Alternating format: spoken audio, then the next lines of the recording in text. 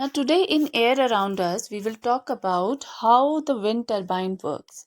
Now, first of all, what is wind turbine?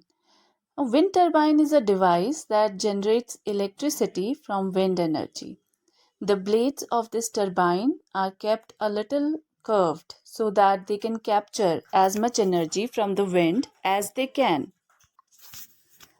Wind energy is converted to electrical energy with the help of a generator. Before sending it to the generator, the wind speed is increased in a gearbox.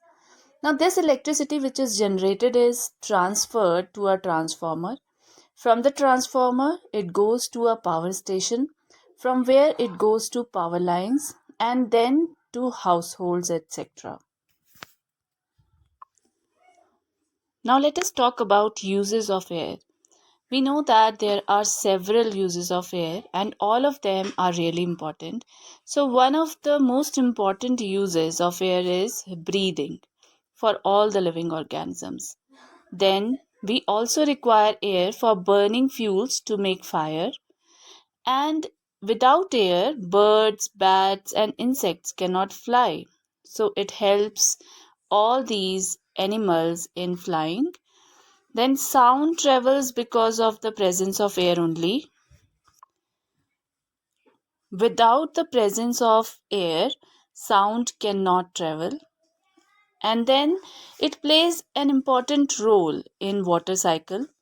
Air is also required for inflating tires, balloons, balls, and air also plays an important role in dispersal of seeds. So that is, it is an agent of dispersion. Now, a question may arise in your mind that why air is considered to be a mixture.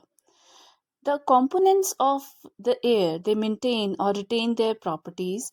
That is why air is considered to be a mixture. They do not react with each other, and the components can be separated out with various separation methods. So, that is why air is considered to be a mixture.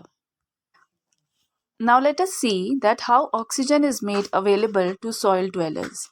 We know that land animals and plants take oxygen from air through the process of breathing. But how do soil dwellers or water dwellers take in oxygen? So, we have to understand that air is present in the soil also.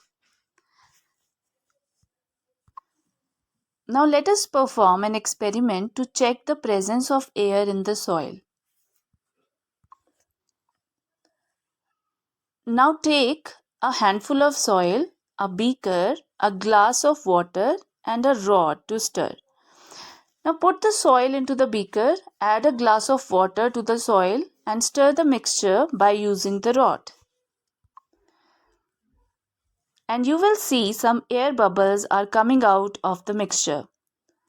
So the air bubbles prove the presence of air in the soil.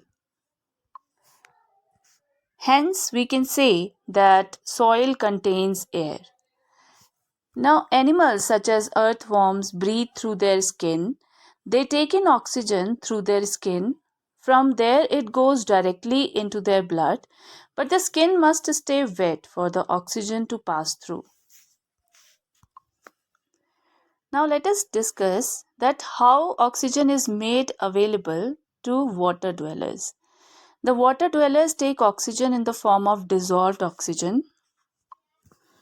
Now, this dissolved oxygen enters the body through the respiratory body parts of these organisms. So, for example, in case of fish, we know that while respiring through the gill passages, the water passes over the thin walls of the gills, and the dissolved oxygen enters the blood and travels through its body parts. Now, this is how we come to the end of this chapter. So, we have understood in this chapter about the components of air, and these are gases, dust and smoke, and water vapor. The important gases are nitrogen, oxygen, and carbon dioxide. Oxygen is really important for breathing for all the organisms. So, oxygen is made available to land dwellers through oxygen present in the air, and it is made available to soil dwellers through air present in the pores in the soil, and it is made available to water dwellers through dissolved oxygen in the water. Now, water vapor is amount of water vapor in air, that is also called as humidity. Now, it is divided into dry air and humid air. So, dry air is air having trace amount of water vapor, whereas humid air is air having 2% to 4% of water vapor in it. So, this is it in this chapter, Air Around Us. Thank you.